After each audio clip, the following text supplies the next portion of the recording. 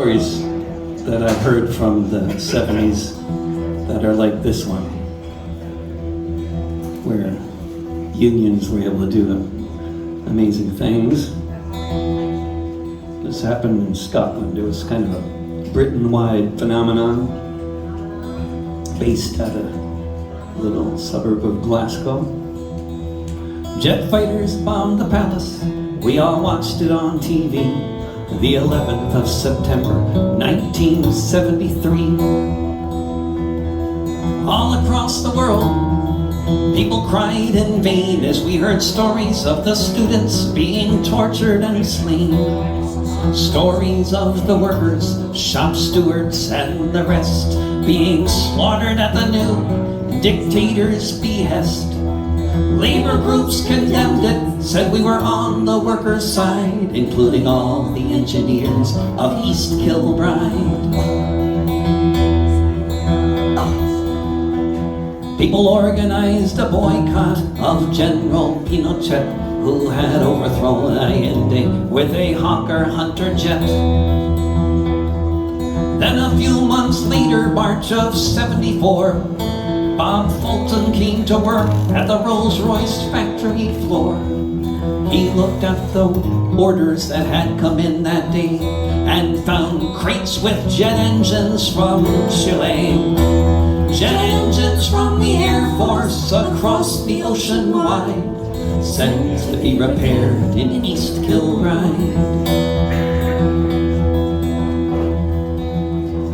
It didn't take a minute for Fulton and his mates to come to the decision they would not touch these crates. Soon 4,000 Rolls-Royce workers voted they agreed to stand with the Chileans in their hour of need.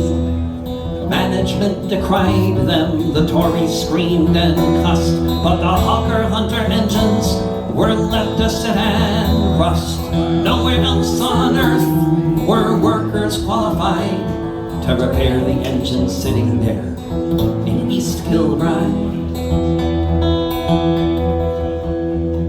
It's often hard to know if you've changed anything a whit, but decades later a Chilean general would admit, for a time in Santiago there were no fighters in the sky, because the whole Chilean Air Force had not one jet that could fly.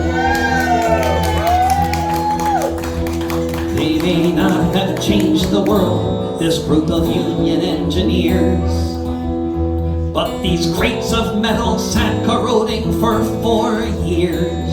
So here's to British labor, how for 4 years it tried to do what could be done from East Kilbride. Jet fighters bombed the palace, we all watched it on TV. The 11th of September, 1973.